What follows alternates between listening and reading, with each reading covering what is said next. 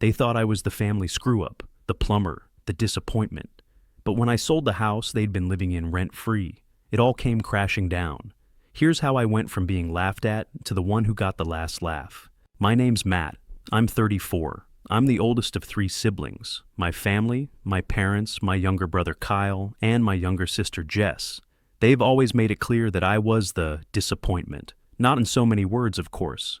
But it was always there, in the comments, the looks, the dismissive tone when I said something they didn't find interesting. I wasn't the golden child. I wasn't even the bronze. It started back in high school, really. I wasn't a great student. Not because I was stupid, but because I just didn't give a crap about quadratic equations or analyzing the symbolism in Shakespeare. I liked working with my hands. I liked fixing things, building stuff. But in my family, that wasn't real intelligence. That wasn't success. My dad's an accountant. My mom was a teacher before she retired early. Kyle's the smart one. He went into finance. Jess is the baby, the creative one, doing social media marketing or something. Both of them went to 4-year universities, both on my parents' dime. Me? I got laughed at when I told them I wanted to go into a trade, plumbing specifically. Plumbing? What, you want to fix toilets for the rest of your life? Kyle had laughed, already a sophomore in college, sipping some IPA on winter break like he was the king of Wall Street. Even my mom chimed in. Matt, you're too smart for that. Why don't you go back to community college and try for something better? Better? That word sat with me. Still does. But I did it anyway. I got an apprenticeship at 19, worked my ass off, and by 24, I had my own truck, clients, and was doing solid under a master plumber's license. By 30, I started my own plumbing business. I didn't tell them much, partly because they never really asked, and partly because when I did try, they didn't seem interested. They thought I lived in some crummy apartment and drove a beat-up van, and I let them believe that. It was easier than defending myself every damn time I came around. They never asked about my business, never asked about how I was doing financially. They just assumed, and I let them. Fast forward to 3 years ago. I bought a house, not just any house, a nice one. 4-bedroom, 2-bath, corner lot, updated everything. I paid cash. My business had been growing like crazy. Word of mouth, contracts with local developers. I had more work than I could handle. I hired 2 guys, then 4, then a full-time office assistant. I was clearing 6 figures a year, easy. Still, I kept my mouth shut. It became like a game. How long could I keep the truth from them? I started enjoying their subtle jabs, their assumptions that I was getting by. I let them feel superior. And I just kept building my empire. Here's where it gets messy. The house they lived in, the family home, it was technically in my name, has been since my parents hit some financial trouble a while back. About 5 years ago, my dad lost a huge chunk of his retirement in a bad investment. He came to me, hat in hand, and asked for help. They were behind on the mortgage. Foreclosure was looming, so I stepped in. Paid off the mortgage. But I didn't just hand them money. I bought the house. We drew up a legal agreement. They'd keep living there, no rent required, as long as they paid the utilities and kept up the place. I figured it was fair. I was bailing them out, and I wanted to protect the asset. I didn't lord it over them. I didn't tell anyone. Maybe I should have, because last year, I found out what they really thought of me. I showed up for Thanksgiving. Big mistake, but I was trying. I brought a bottle of wine, some nice food from a local gourmet shop, thinking maybe this time it'd be different. Instead, I walked in on my sister laughing with Kyle about Matt the plumber. Apparently, she'd found my old Instagram where I posted some pics of a flooded basement I fixed and made some jokes. Kyle chimed in that I probably still lived paycheck to paycheck and was just a guy with a wrench. They didn't know I was standing in the hallway. I just stood there, holding the wine, while they laughed. Like I was some punchline to a joke I didn't know I was part of. I left. Quietly. Got in my truck and drove back to my house, the one I owned, and sat in the driveway for a long time. Then I went inside, poured myself a drink, and opened the folder with the house paperwork. It was still mine. All of it. The deed, the title, every document had my name at the top. I wish I could say I hesitated, that I gave them the benefit of the doubt, that I talked to them about it, but I didn't. Because in that moment, I felt done. Done with the disrespect, done with the arrogance, done with the bullshit. So, I made a decision, and that decision changed everything. So, yeah, I decided to sell the house. Legally, it was mine. No liens, no shared ownership, just me. The same disappointment who wasn't good enough for a degree, who wasted his potential fixing pipes. It started with a call to a realtor I'd worked with before. I flip houses sometimes when business is slow, and she knew the market well. I didn't tell her the whole story, just said I was thinking of offloading a property I owned that had long-term tenants. She asked the usual questions. I gave her the address, and we scheduled a walkthrough. That part was awkward as hell. I gave my parents a heads up that I was sending someone over to evaluate the property under the pretense of refinancing or checking the foundation. They were a little weirded out, but not enough to ask real questions. The realtor was professional, took photos, ran comps, gave me a number that made my jaw drop. Apparently, the neighborhood had gentrified hard in the last few years. The house had tripled in value. I'd be stupid not to sell, so I listed it, quietly, off-market first, just to see. 3 offers in the first week, and that's when the guilt started to creep in. Not because I felt bad about them, but because of what I knew would happen. My mom had a garden she loved. My dad had turned the garage into a little workshop. It was their home. My siblings still treated it like a fallback crash pad whenever they needed to recenter or figure stuff out. But none of them ever treated me like family, not when it counted. So I pushed forward. I didn't tell them, not until the sale was finalized, until I'd signed the papers, cashed the check, and held the future in my hands. I showed up on a rainy Saturday in February, knocked on the door, and waited. My mom opened it. She looked surprised to see me. "Matt, everything okay?" I nodded. "Can we talk?" They gathered in the living room, Mom, Dad, Kyle, and Jess. Of course Kyle was there, drinking my dad's beer and watching some dumb game like he didn't still live at home at 32 with zero shame. I didn't sit down. I handed them each a copy of the notice. It was quiet for a second, just the rain tapping against the windows. Then Jess read it out loud, her voice cracking. "Wait, what does this mean? You sold the house?" My dad looked up at me like I'd smacked him. "Matt, what is this?" "It means I sold the house," I said calmly. "You have 60 days to vacate." My mom's face crumpled. "You're joking." I shook my head. "Number? I'm not. The new owners take possession April 1st. You need to be out by March 30th. My dad stood up. "You can't do this. This is our home." "No," I said. "It's my home. I bought it. I paid for it. I let you live here, rent-free, for 5 years. And in that time, all I've gotten in return is disrespect." Kyle finally chimed in, scoffing. "So, this is revenge? Because we made some jokes? Seriously, grow up." I looked at him, really looked at him. "You're 32, unemployed, and still sleeping in your childhood bedroom. You haven't paid a single bill in 5 years, and you still act like you're better than me." "Because I am," he shot back. "At least I didn't spend my life covered in other people's shit." My mom gasped. My dad looked away. Jess muttered, "Kyle, shut up." But it was too late. The truth was already on the table. I nodded slowly. "Thanks for confirming exactly why I'm doing this." They all started talking at once, pleading, accusing, bargaining. My mom cried. My dad tried to play the guilt card. "After everything we did for you." Jess looked stunned, silent. Kyle kept pacing like he was about to throw a punch. I just stood there. I had no rage left, no desire to scream or defend myself, just sadness. "I'm done," I said.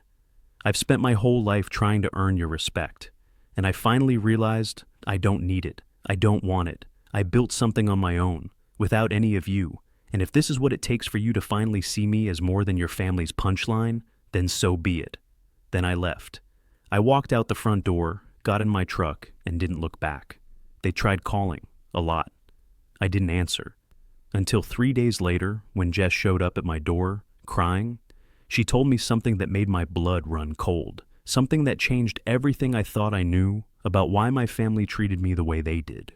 Jess stood on my front porch soaked from the rain, her hoodie plastered to her hair, face blotchy from crying. I hadn't seen her look that wrecked since our grandmother died when we were kids. I opened the door, but didn't say anything. She just looked at me for a second, like she wasn't sure if she should really be here. Then she said, "Can I come in?" I stepped aside. She sat on the edge of my couch like she didn't belong in the room.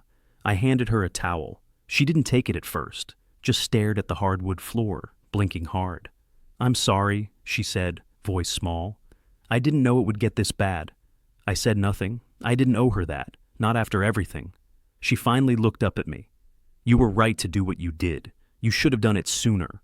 I raised an eyebrow. That was not what I expected. She exhaled sharply, like she'd been holding her breath for years. They never respected you because you were never supposed to be you. I didn't understand what the hell that meant. What? She rubbed her face, trembling a little. They didn't treat you like the oldest, because they don't see you as the oldest, because you weren't supposed to be born first. I stared at her, confused. Jess, what the hell are you talking about? I found adoption papers, she said, voice cracking, in Dad's filing cabinet, a while ago. I wasn't snooping. I was looking for my tax return stuff, and there it was. My heart stopped. They adopted you when you were 2, from some foster agency. You were in the system. Your birth name was Matthew Rivera. They changed it. You didn't even come from them. I sat down hard on the coffee table, barely breathing. No one was supposed to know, she said quickly. I think they thought if they raised you early enough, it wouldn't matter. But it did matter, especially to Dad. You were never fully his. That's why he never gave you the same chances. I felt like I was floating outside of my body. I couldn't think, couldn't even feel, just a cold fog inside my skull. Jess kept talking. They always blamed you for the hard years. You came into their lives when money was tight, when Mom had to quit work to take care of you. Dad resented you. He never said it out loud, but he did. And Kyle? I asked, my voice hoarse. She hesitated. Kyle figured it out when we were teenagers. I think he found your old birth certificate or something. He used to make jokes about you being half-breed behind your back. I didn't understand what he meant at the time, but now I wanted to throw something, or scream, or disappear. But instead I sat there, watching Jess, the only person in the family who had ever tried to be kind to me, sobbing into her hands like she'd just detonated a bomb. Why are you telling me this now? I asked. Because I couldn't keep watching them treat you like garbage, she whispered, and because you deserve to know the truth. You were never the disappointment. They just needed you to be. We sat in silence for a long time. Then she looked at me, really looked at me, and said something that cracked the last piece of me I'd been protecting. I always thought you were the strongest one. You got out. You made something of yourself, and now you don't owe them anything. I nodded, numb, and then she asked, Do you want help packing their stuff? That hit me like a punch. I stared at her. You'd really do that? I already started, she said. I told them I was staying with a friend, but I've been taking boxes out when no one's home. They don't deserve to keep pretending everything's fine. It's not. I laughed bitterly. This is insane. She smiled through her tears. Maybe. But you're not alone, Matt. Not anymore. For the first time in a long time, I felt something shift. Not revenge, not triumph, just clarity. Everything I thought was love had been conditional. Everything I thought was family was built on a lie. But maybe, just maybe, I had a chance to rebuild something honest, even if it was just between Jess and me. I looked at her. Let's pack. And that was the beginning of the end. Because what came next? They didn't go quietly. They fought. They threatened. And they exposed secrets I never, ever wanted to hear.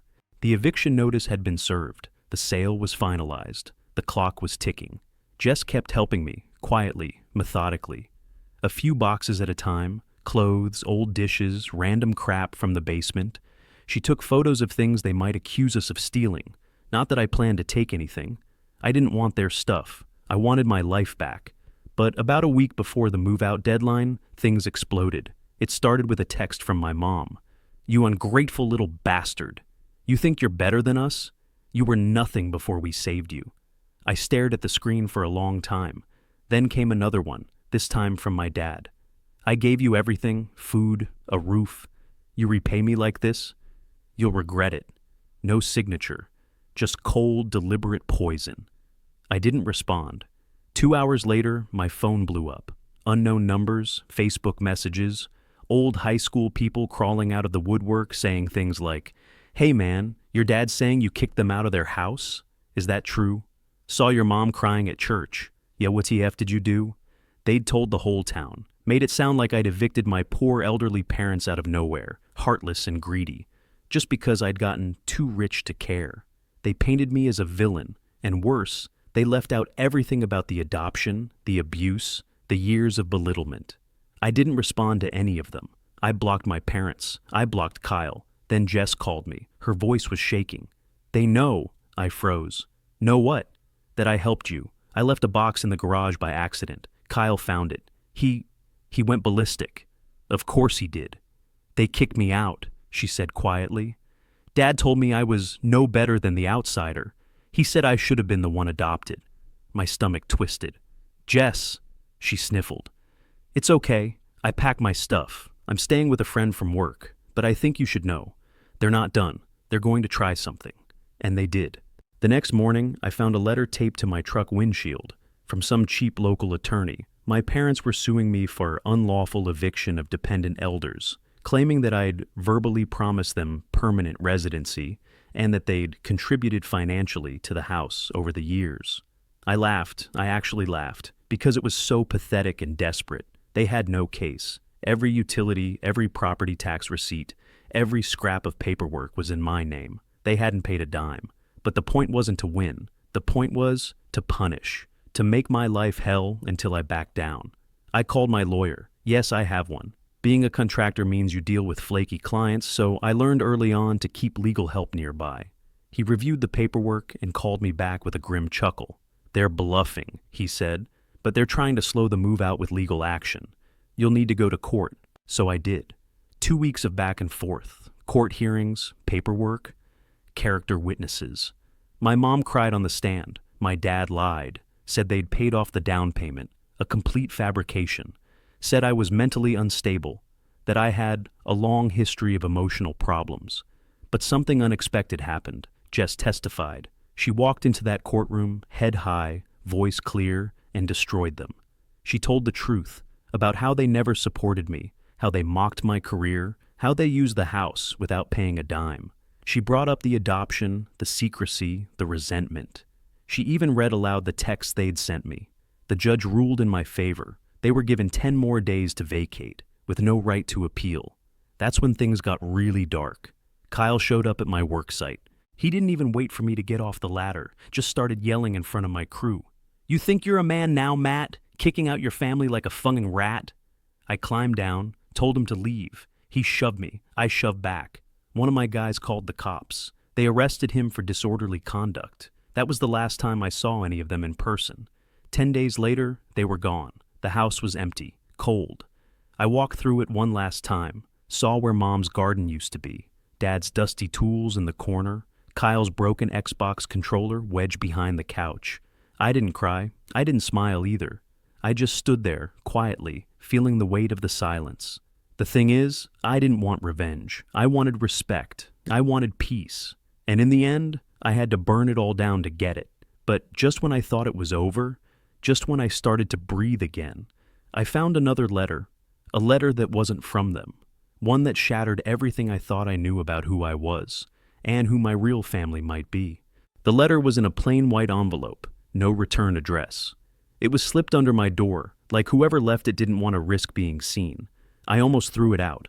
I was exhausted, worn out from months of courtroom tension, burned bridges, and emotional gut punches. All I wanted was a quiet evening with a beer and a rerun of some dumb comedy that didn't make me feel anything. But something about the envelope, it just felt intentional. It wasn't junk mail. It was thick, a couple pages at least. And when I opened it, the handwriting inside stopped me cold. It was from a woman named Angela Rivera. She wrote, "Dear Matthew, I know this letter will come as a shock. I'm writing to you as your birth mother. I've spent over 20 years wondering if I'd ever get the chance. And I finally found you. My hands were shaking. I had to sit down. You were taken from me when you were 2. Not because I wanted to give you up. I fought to keep you. But I was in a terrible place. Addicted, homeless. The state took you after I got arrested. I was told you were placed in long-term foster care and adopted shortly after. I wasn't allowed contact. She told me she'd gotten clean 15 years ago. Built a life, got married, had 2 more children, but never stopped thinking about me. I've searched for you since 2010, but the records were sealed. I only recently tracked down your adoptive last name through a contractor registry, of all things. I saw your business online. I recognized your face. You look just like your grandfather. I didn't know what to feel. My mind was spinning. The woman I thought abandoned me hadn't. She'd fought for me, and I'd spent my entire life thinking I was someone else's burden. At the end of the letter, she left her phone number. If you don't want to meet me, I'll understand. I just wanted you to know you weren't forgotten. Not for a single day. I sat with that letter for hours. I reread it maybe 20 times. Every line pulled a new emotion to the surface. Grief, confusion, hope, and something like yearning. A hunger I didn't know I'd buried. Jess came over that night. I handed her the letter. She read it silently, her eyes wide. Then she said, "You should call her." I shook my head. What if she's lying? What if this is some messed up scam? Jess gave me that look, the same one she used to give me when I'd let Mom's words get under my skin. She's not lying. You know it.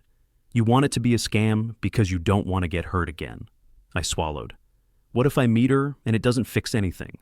Jess leaned forward. Then it doesn't. But at least you'll know. You won't be wondering for the rest of your life. So I did it.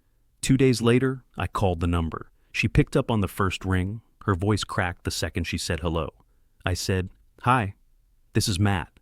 She started crying. We talked for 3 hours. She told me about her life, how hard it was to claw her way out of addiction, how she'd named her daughter after me, in a weird way, Maddie, short for Matilda. She told me she'd never stop celebrating my birthday. I told her about plumbing, about the house, about the people who raised me. She didn't say anything bad about them. She just said, "I'm sorry they couldn't love you the way you deserved."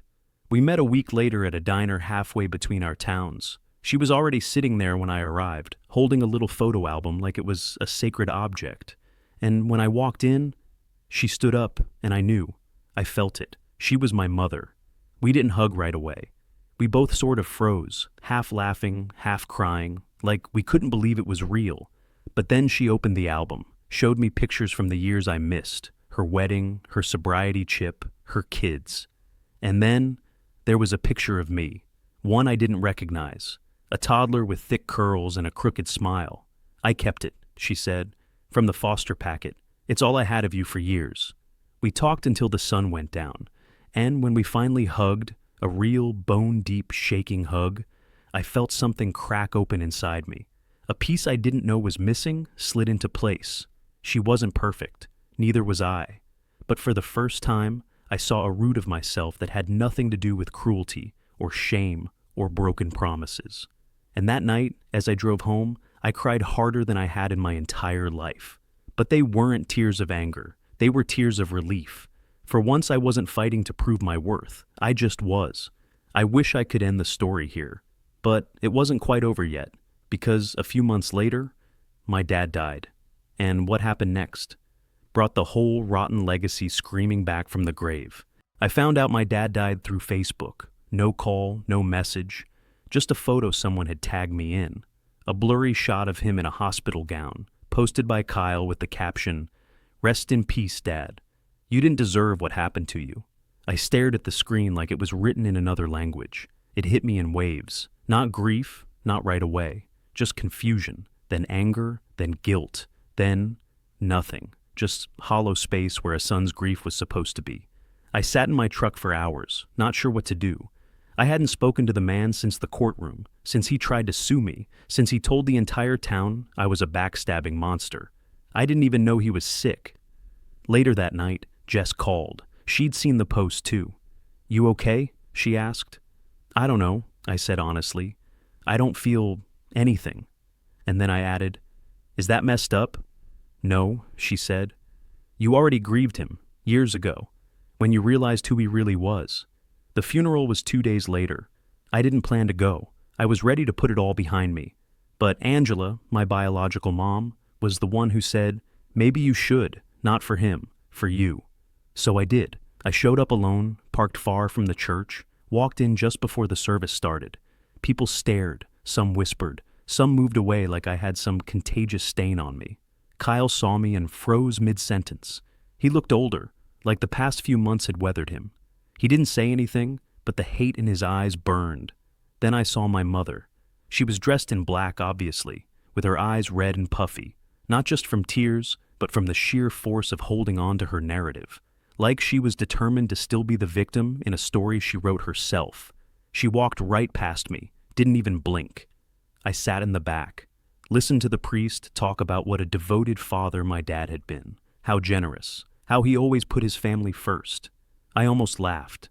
Afterward, I tried to leave quietly, but Kyle cornered me outside the church. "I hope you're happy," he spat. "He died heartbroken, because of you." I looked him dead in the eye and said, "He died the way he lived, full of lies." His fists clenched. "You think you're better than us now? You always wanted to be the hero, but you're just a vindictive, bitter loser with a wrench." That one made me laugh. Finally, someone said it to my face again. And this time, I didn't flinch. "You know what, Kyle?" I said calmly. "If that wrench bought me peace, a business, a real family, and got me away from you all, I'll take that any day." He didn't hit me. Maybe he wanted to. But he just stood there, jaw clenched, breathing heavy. And I walked away. I haven't seen or heard from any of them since. The house sold. The money went into expanding my business. Now I've got 3 guys working under me, and we're booked out 6 months in advance. I'm mentoring a kid from a rough background, teaching him the trade, paying it forward. Angela and I are close now. Not in a fairy tale way, but in a quiet, steady, healing way. We talk every week. I've met my half-siblings. They call me Matt. Not brother yet, but maybe one day. Jess and I, we're okay. We've got battle scars, but we've started taking weekend trips. Sometimes we even laugh about the madness of it all. And me? I don't need them anymore. I stopped trying to prove myself. Stopped trying to fit into a mold I was never meant for. Because I'm not the black sheep. I'm the one who got free. So yeah, they laughed when I became a plumber. But the day I sold that house, they stopped laughing. Forever.